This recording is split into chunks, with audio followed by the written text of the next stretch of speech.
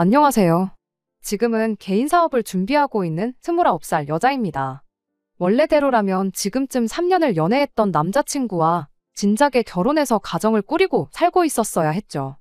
남부럽지 않은 행복한 미래를 꿈꾸면서 말이에요. 그런데 결혼 준비를 시작하자마자 파혼을 하게 되었습니다. 하지만 일말의 아쉬움조차 없고 후회도 되지 않아요. 왜냐고요? 제가 결혼하려던 인간은 자기 가족들 앞에서 허수아비나 마찬가지였고 그 집구석은 정말 상상을 초월하는 시월드 중 시월드였기 때문이에요. 처음에는 그냥 시어머니가 조금 유난스러운 정도라고만 생각했어요.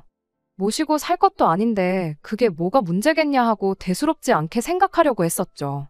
세상 어딘가에 어떤 분들은 좋은 시어머니 만나서 마냥 편하게 느껴지는 분들도 계시겠지만 대부분의 사람들이 시어머니를 불편해하는 게 당연한 거 아닌가 생각했거든요.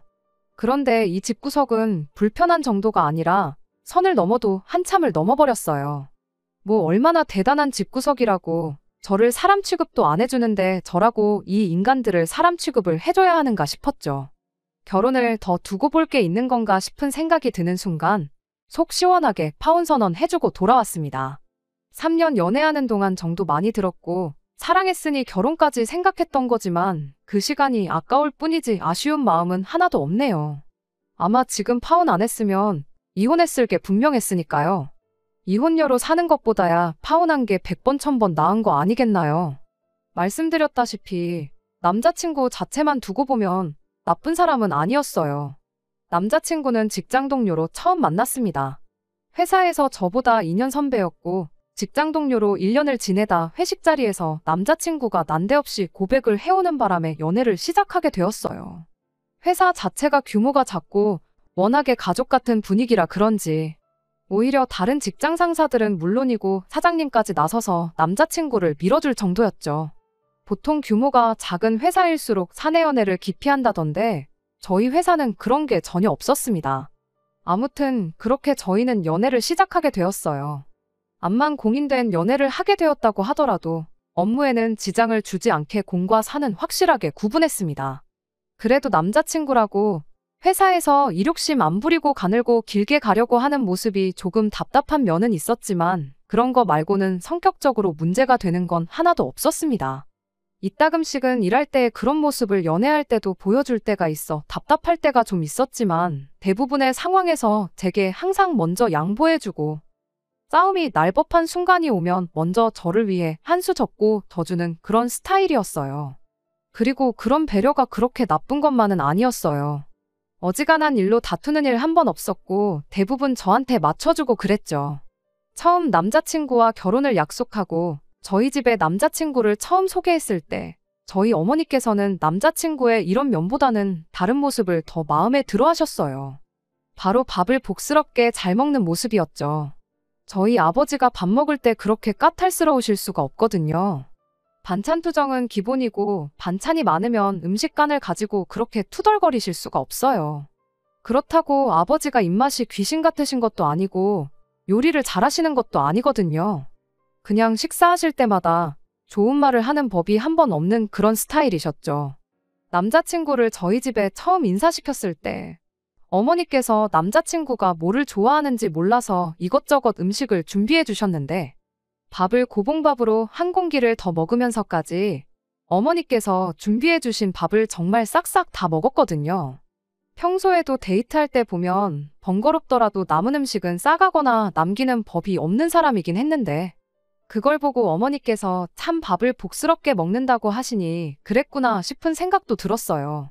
남자친구는 그런 저희 어머니 칭찬에 어색하게 웃으면서 쌀 한 톨에도 다 농부님들의 피와 땀이 섞여 있는 건데 그걸 버린다는 건 그분들 고생한 걸 무시하는 짓이라고 배웠다며 쑥스러워했지요. 남자친구가 집에 돌아가고 어머니께서 저는 한 번도 생각해 본 적 없는 장점을 가지고 장점이라고 말씀하시는데 너네 아빠 마냥 차려주는 밥마다 툴툴대고 그러는 것보다 저렇게 복스럽게 먹는 게 100번 낫지 하는 말이 그제서야 왠지 공감이 가기 시작했어요.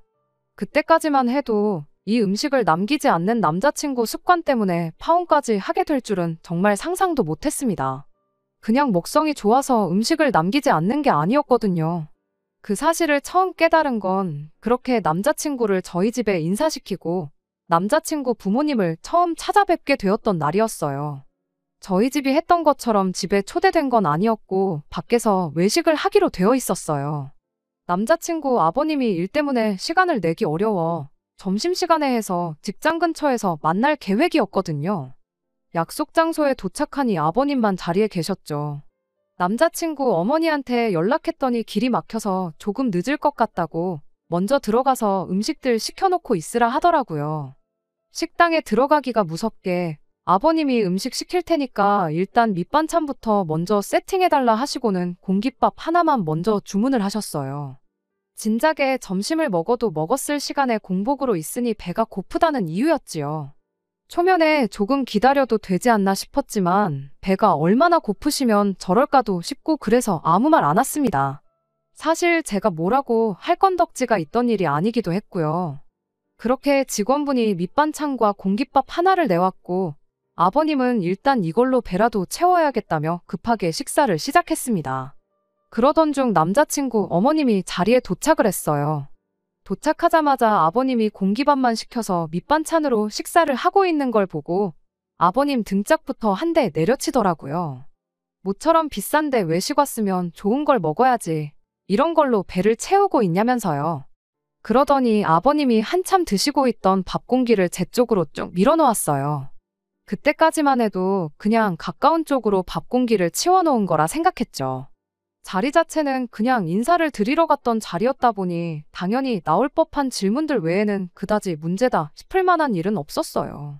진짜 시작은 식사가 끝나고 자리에서 일어나면서였죠. 남김없이 싹싹 먹는 가풍을 가진 집구석답게 흡사 메뚜기 떼가 휩쓸고 지나간 것 마냥 잔반이라곤 찾아볼 수도 없었습니다. 딱 하나, 식사 시작 전에 시어머니가 제 자리로 밀어놓았던 아버님이 식당 도착하자마자 시켜놓은 절반 정도 남은 공깃밥 하나 빼고 말이죠. 그걸 식사가 다 끝나고 나서 자리에서 일어나고 나서 예비 시어머니가 발견을 한 거죠.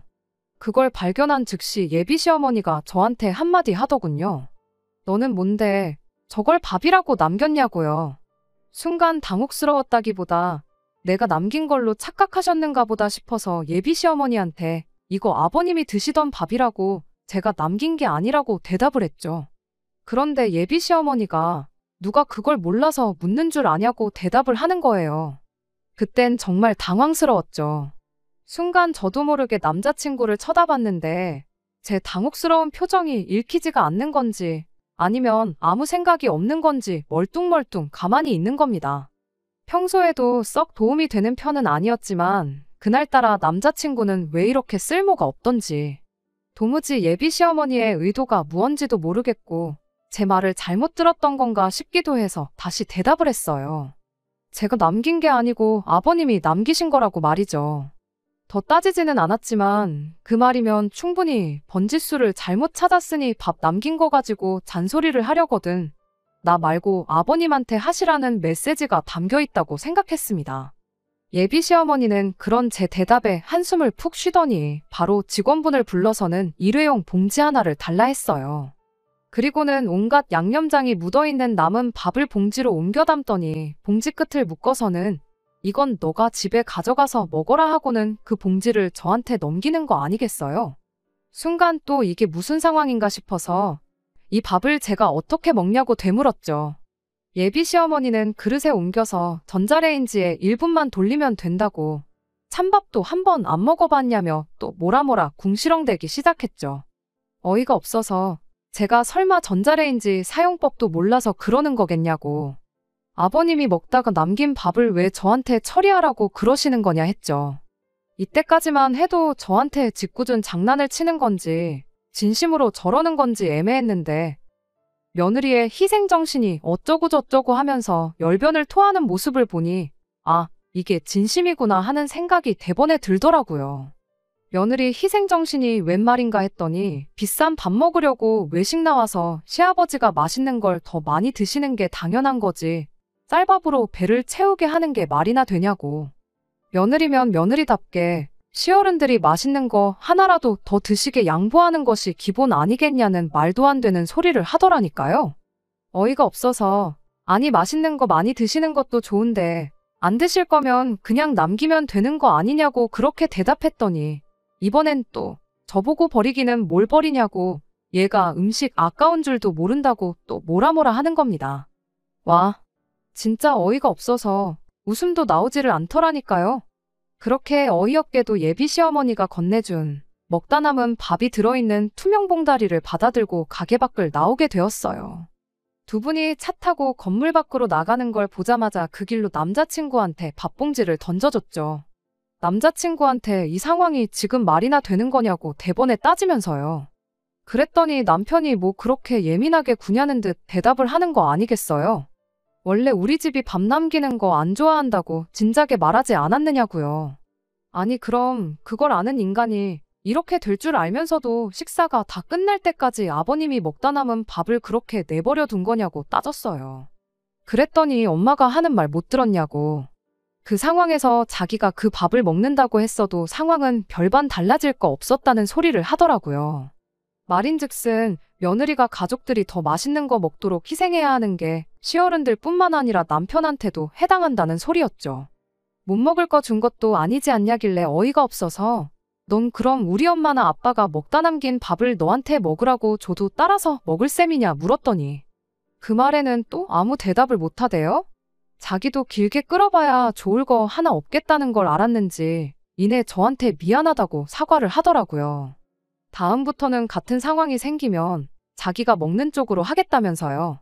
그리고 크게 걱정 말라고 원래 우리 집이 웬만해서는 먹을 걸 남기는 법이 없다고 오늘 같은 경우는 거의 보기 드물다며 웬만해서는 남는 음식이 없을 테니 같은 일이 또 일어나지는 않을 거라면서 자기가 신경 못 써줘서 미안하다고 계속해서 사과를 해왔습니다. 저만큼까지 사과를 해오는데 또 거기서 툴툴대고 있자니 그것도 제가 너무 속이 좁아 보이지 않겠나 싶어서 다음부터는 주의해달라고 다시 한번 한마디 하고 그렇게 그 날을 넘겼어요. 다음번에 예비 시어머니를 만나게 된 건 상견례 자리였어요. 사실 그날 이후로 아예 결혼을 엎어버리는 걸 생각 안 한 건 아니에요. 아무리 사람마다 자라온 환경이 다르고 집집마다 가풍이 다르다고 해도 그날의 일을 그냥 다르다는 이유로 묻어버리고 넘길 일은 아니었으니까요. 결혼하고 나서 시부모님과 함께하는 자리가 있으면 음식 남는 거 가지고 신경 쓰고 스트레스를 받게 될 게 너무 뻔한 일이잖아요. 남자친구가 믿어달라고 했지만 만에 하나 바뀌는 거 하나 없이 시댁과 교류할 때마다 저 혼자만 참아야 하는 상황이 온다면 남자친구 하나 믿고 결혼했다가는 제 인생이 한순간에 시궁창으로 직행하는 거나 마찬가지라는 생각밖에 들지 않았습니다. 그래도 남자친구가 자기가 같은 일이 일어나지 않게 해결하겠다며 믿어달라고까지 했는데 그걸 기회 한번 줘보지도 않는 것도 아니지 않나 그렇게 생각했었던 게 제 실수였지요. 그렇게 결국 양가 상견례를 준비하게 되었습니다. 상견례 장소는 섭외부터 전부 제가 했어요. 인사드리러 간 자리에서 제가 그런 꼴을 당했던 걸 부모님한테는 따로 말을 안 했다 보니 최대한 같은 일로 불상사가 생기지 않도록 하기 위함이었죠. 일부러 장소도 코스로 요리가 나오는 한정식집을 골랐습니다. 생선인지 고기인지 고르는 정도만 제외하면 같은 음식 같은 양의 음식이 각자 앞으로 똑같이 나오기도 하고 또 음식 나올 때마다 먼저 나온 음식도 치워주고 그러시니 행여나 막판에 가서 음식 남기는 문제로 헛소리를 들을 일이 없을 거라 생각했거든요. 그리고 만에 하나 저희 부모님이 앞에 있는데도 잠바는 며느리 몫이라니 어쩌니 하면서 똑같은 짓을 하면? 그러면 그때는 뒤도 돌아볼 것 없이 그 길로 찬물을 남자친구든 예비 시어머니든 한 잔 시원하게 끼얹어주고 파혼할 생각이었죠. 그런데 이게 웬일인지 그런 불상사는 일어나지 않았어요.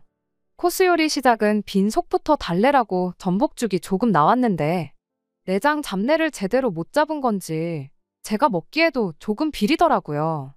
그 상황에 입맛 까탈스러운 저희 아버지께서 죽이 좀 비리다고 하면서 한 입만 드시더니 그릇을 옆으로 치우셨어요. 순간 엄청 당황스러웠죠. 대각선 너머로 마주 앉아있는 예비 시어머니가 그걸 보더니 한마디 하고 싶은 건지 동공이 흔들리는 게 느껴지더라고요. 괜히 못 볼 꼴 볼까봐 차라리 한 소리 할 거면 나한테 하라는 생각으로 저도 그 자리에서 죽이 너무 비려서 못 먹겠다고 동시에 치워버렸어요. 하지만 그때까지도 예비 시어머니는 아무 말 하지 않았죠. 전복죽 말고는 다른 음식들은 다 괜찮았어서 고의적으로 남겼던 건 죽 정도밖에 없었습니다. 남자친구네처럼 그릇 바닥이 보일 만큼 싹싹 먹지는 않았지만 그거에 대해서도 딱히 아무 일도 없었어요.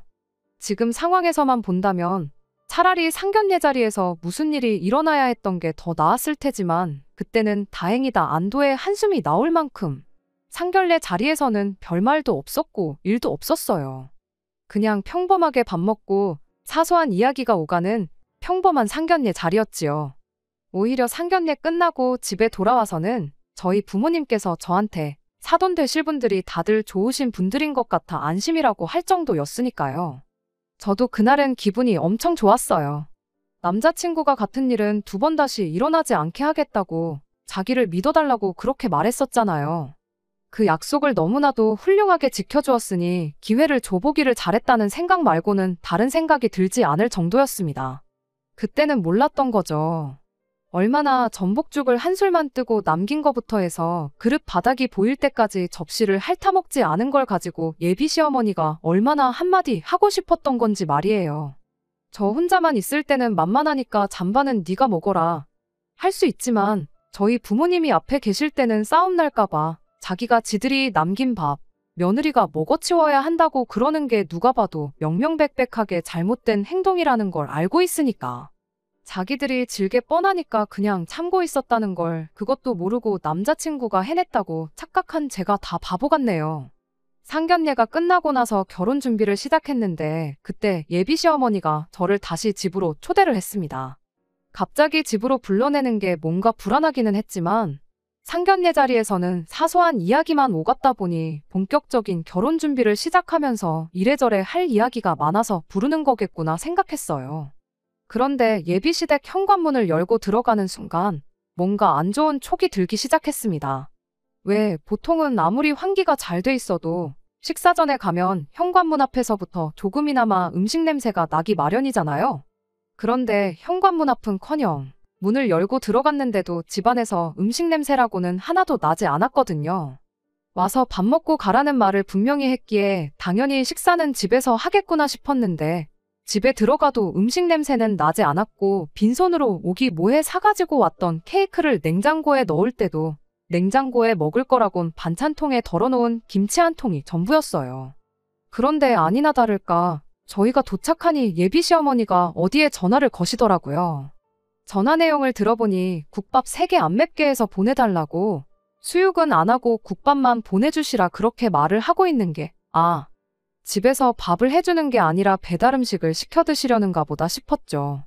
그런데 국밥이 3개라니 아버님까지 해서 사람이 넷인데 왜 한 사람분을 덜 시키는가 싶었는데 예비 시어머니가 의아해하는 제 표정을 보고 제 속을 읽은 건지 네 건 따로 있다 그렇게 한마디 하대요. 그것까지도 나쁠 게 전혀 없었어요. 제가 비린내의 비위가 약한 편이라 원래도 국밥을 잘 안 먹는데 저는 그때까지만 해도 남자친구가 제가 못 먹을 걸 대비해서 그 사실을 미리 말해줬는가 보다 싶었거든요. 그걸 미리 말해줬으니 제 음식은 미리 다른 걸 주문했다는 거구나 그렇게 생각하고 편안한 마음으로 기다렸어요. 뭔가 할 이야기가 있어서 부른 것처럼 하더니 막상 결혼에 관련된 이야기는 따로 안 하고 저희 부모님은 잘 계시냐 하는 안부 이야기만 주고받고 있었습니다. 그렇게 한 10분인가 있었나 국밥에 전화로 배달 주문을 해서 그런지 배달도 엄청 빨리 왔어요. 정황상 제 걸 먼저 시켰을 텐데 전화한 지 10분 만에 배달이 왔으면 내 건 당연히 나중에 오겠지 싶은 생각이었습니다만 세 사람이 말도 없이 제 음식은 도착도 안 했는데 포장용기 뚜껑을 열어서는 그대로 바로 식사를 시작하는 거예요. 뜨거울 때 먹어야 맛있어서 저러는 건가 잔반 남기는 것도 그렇고 참 먹는 데 있어서만큼은 가풍이 특이하다 그렇게 생각하고 말았죠. 식사 시작하니까 먹는데 열중해서는 별다른 말도 한마디 없었습니다. 처음엔 내 밥도 조만간 오겠지 싶었는데 막상 다른 사람들 밥이 반 이상 비워지기 시작하니 이거 가만히 있다간 이 사람들 다 먹고 나서야 밥을 먹겠구나 싶더라고요. 그래서 어머님한테 물었죠. 그때까지만 해도 그저 제 건 어디다 시켰는지 물어보고 언제쯤 도착할런지 전화 한 통 해볼 생각이었는데 예비 시어머니가 어련히 가만히 있으면 알아서 챙겨줄 건데 뭘 그렇게 보채냐고 짜증을 내면서 멀쩡히 잘 먹고 있는 남자친구며 아버님이 먹던 국밥 그릇에 당신이 먹던 것까지 챙겨서 부엌으로 주섬주섬 들고 가더군요. 뭔가 싶었는데 먹던 국그릇에서 국물을 한 국자씩 새 그릇으로 옮겨 담는 거예요. 그럼과 동시에 전자레인지에서 띵하고 소리가 나대요. 그렇게 예비 시어머니가 제 앞에 가져다 준 건 김이 모락모락 나는 갓 데운 즉석밥에 한 국자씩 덜어서 만든 국그릇이었어요. 그리곤 가져갔던 국그릇들을 다시 사람들 앞앞이 가져다 주고 아무 일도 없었던 듯이 다시 식사를 시작하는 겁니다. 당최 이게 무슨 상황인가 싶어서 저는 그 자리에 그대로 얼어붙었죠. 그 와중에 자기 국그릇 돌려받은 남자친구가 한다는 소리가 이거 내 그릇 아니라고. 이따가 저한테 많이 덜어주려고 자기는 고기 건더기도 많이 안 집어먹었다며 국그릇을 다시 받기가 무섭게 바로 식사를 다시 시작한 예비 시아버지 거랑 자기 걸 바꾸대요. 그러더니 또 아버님이 잠깐이나마 먹던 그릇에 있던 고기 건더기를 한 움큼 집어서 제 그릇에 덜어주는 거예요. 웃는 얼굴에 침 못 뱉는다는데 많이 먹으라고 미소 짓는 남자친구 얼굴에 침 뱉는 건 물론이고 그 길로 국그릇을 얼굴에 엎어버리고 싶을 정도였습니다. 순간 숨이 턱 막히고 내가 뭘 기대하고 이 사람하고 결혼 준비를 이만큼까지 했는가 싶을 정도였어요. 제가 국밥을 비려서 잘 못 먹는다는 건 기억도 못하고 있는 게 문제가 아니라 지 가족들이 먹던 걸 내가 먹는 게 당연한 거라고 생각하고 있다는 사실에 소름이 다 돋을 지경이었어요. 이런 일이 두 번 다시 일어나지 않게 하겠다는 게 지 가족들이 저한테 그렇게 하지 못하게 막아주는 게 아니고 지 가족들이 처먹다 남긴 음식물 찌꺼기를 먹는데 익숙해지게 만들 생각밖에 없었다는 거였죠. 그 와중에 제가 이 어이없는 상황 앞에 한술도 뜨지 않고 가만히 있으니 남자친구 아버지가 국물이 없어서 안 먹는 거냐 하면서 여자가 짜게 먹어서 좋을 거 없다고 당신 마시던 물컵에 있는 물을 제 국그릇에 갑자기 들이부어 주더라고요. 그 길로 정신이 퍼뜩 들어서 내가 니들이 먹던 걸 왜 먹냐고 한마디 내질러주고 그대로 국그릇을 엎어버리고 자리에서 일어났어요. 냉장고에 넣어뒀던 케이크도 다시 챙겨서 니들이 먹다 남긴 음식물 쓰레기가 버리기 아까우면 남한테 주지 말고 니들끼리 실컷 처먹으라고. 아니면 며느리 말고 짬통을 밥으로 줘도 군말 없이 잘 처먹는 돼지 한 마리 구해다가 키우던가 하라 한마디 내지르고 그대로 자리에서 일어났어요. 그 와중에 예비 시어머니는 눈 하나 깜짝도 안 하고 먹으라고 사온 거면 케이크는 두고 가라 한마디를 하길래 이건 내가 사람 먹으라고 사온 거지 음식물 찌꺼기나 맛있다고 처먹는 돼지들 주려고 사온 게 아니라고. 내가 이 집구석에 또 올 일은 없겠지만 다음번에 올 때는 케이크 이런 거 말고 돼지 사료나 좀 사올 테니 그렇게 알람하라고 그 길로 그 집구석을 뛰쳐나와 버렸어요. 이제 뭐 이 집에 예비 며느리도 아닌데 할 말 못할 말 가리지 않고 다 나오더라고요. 다른 것보다 속이 너무너무 후련했네요. 그렇게 집 밖을 나오니 남자친구가 이게 무슨 상황이냐고 저를 따라 쫓아나오길래 한마디 해줬어요. 밥도 다 안 먹었는데 여기까지 따라 나와도 되는 거냐고 엄청 걱정해주는 말투로요. 괜히 음식 남기면 내가 바닥에 엎어놓은 것도 잔뜩일 텐데 부모님이 네가 먹던 거랑 바닥에 엎어진 찌꺼기랑 먹어야 되지 않겠냐고. 그거 부려니까 나 붙잡을 시간 있으면 집에 들어가서 부모님 대신해서 음식물 찌꺼기나 실컷 처먹으라 한마디 해주고 그렇게 그냥 집으로 돌아갔습니다. 집에 도착하니 남자친구가 전화로 애걸복걸 해명을 하면서 저를 붙잡대요. 상견례 자리에서 전복죽 남긴 걸 보고 어머니가 벼르고 있었답니다. 그때 그렇게 음식 남기는 거에 대해서 말을 했는데도 자기 앞에서 버젓이 음식을 남긴 게 며느리가 시어머니한테 기싸움을 거는 걸로 받아들이셨다는 거예요. 국밥을 섞어서 저한테 준 게 그걸 저한테 진짜로 먹이려고 그랬던 게 아니고 먹는 척이라도 했으면 그러니까 앞으로 음식 남기지 않겠다는 그 의지만 보여줬어도 어머니는 저를 가족의 일원으로 인정을 해줬을 거라는 소리를 하는 겁니다. 그걸 해명이라고 하고 있냐고. 결국 시어머니 하는 말에 찍소리도 못하고 시어머니가 먹으라면 짬밥도 먹는 척하는 며느리가 필요했던 거 아니냐고 한마디 해줬죠. 파혼하길 진짜 잘한 것 같다고. 하마터면 별 거지 같은 집에 내 발로 기어 들어가서 내 인생 시궁창으로 빠뜨릴 뻔했다. 그렇게 말을 이었더니 남자친구가 사과를 하다 말고 혼자 욱해가지고 너 지금 우리 집을 시궁창이라고 한 거냐고 성질을 내는 거 아니겠어요? 음식물 찌꺼기를 밥이라고 주는데 그게 시궁창이 아니고 뭐냐고. 시월드나 시궁창이나 시자 들어가는 거 똑같은데 그게 그거 아니겠냐 말하고 2번 다시 연락하지 말라 말하고 전화를 끊어버렸습니다. 진작에 2달 전에 했었어야 했던 파혼 선언을 이제서야 하다니 제가 정말 미쳤었구나 싶었네요. 파혼을 선언한 그날 집에서 사직서부터 썼습니다. 남자친구랑 한 공간에서 같이 숨 쉬는 것도 싫었거든요. 남자친구가 그만두면 될걸. 제가 남자친구를 위해 그만둬주는 그림처럼 보일 수도 있는데 그건 아니에요. 어차피 저도 언젠간 제 사업을 시작하고 싶었는데 회사 사람들도 좋고 남자친구도 있었다 보니 그냥 무난하게 흘러가는 회사 생활에 점점 익숙해져서 내 사업을 해보려던 결심이 약해지던 시기였거든요. 그래서 그만두는 데는 아쉬움이 없었어요. 다음 날 회사 출근하자마자 사장님한테 사직서부터 전달했어요. 남자친구는 저를 볼 낯이 없던 건지 뭔지 모르겠지만 급하게 월찬에서 일을 빼버렸더라고요. 사장님이 저는 사직하겠다 하지 남자친구는 급하게 월차를 내서 쉬겠다고 하지. 무슨 일이 있어도 있겠구나 눈치를 챈 건지 뭔 일이 있냐며 제게 물으셨죠. 그래서 그냥 숨김없이 남자친구랑 파혼하게 된 이야기를 해줬어요.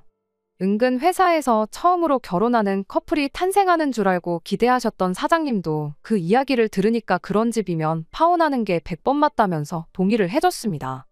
그리고는 제게 묻대요.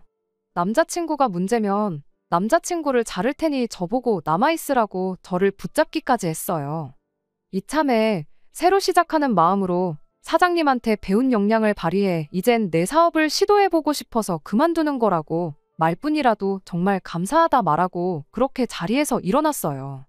마음이 바뀌거나 생각처럼 잘 안 되면 연락하라는 사장님의 배려와 함께 저는 그렇게 회사를 그만두게 되었죠. 남자친구 소식을 다시 들은 건 그로부터 3달이 지나서였어요. 사장님한테서 연락이 왔거든요.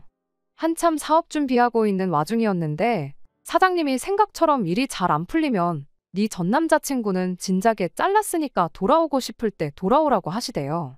헤어진 충격 때문인지 안 그래도 일하는 게 엉성했는데 실수하는 게 너무 많아지고 나아질 기미를 보이지 않아서 결국 해고를 했답니다. 다시 회사로 돌아갈 생각은 없었지만 이렇게 또 연락까지 주셔서 감사하다 말하고 전화를 끊었어요. 어디선가 남자친구는 저 때문에 결혼도 물 건너가고 직장도 잃었다고 툴툴대고 있으려나요. 설령 그런다 한들 저는 한치도 미안한 마음이 들지 않습니다. 누가 봐도 자업자득인 일이잖아요. 상견례까지 한 결혼 엎었다고 인생이 끝나는 것도 아닌데 그것도 모르고 파혼할까봐 벌벌 떨고 괜히 기회랍시고 한 번 더 줬던 것 같아요. 어차피 파혼할 거였는데 괜히 더러운 꼴 하나 더 보고 파혼한 셈이나 마찬가지니까 말이에요. 끝까지 들어주셔서 감사합니다. 오늘의 사연은 여기까지입니다. 구독과 좋아요, 알람 설정 부탁드리고 더 좋은 사연으로 다시 찾아뵙겠습니다. 감사합니다.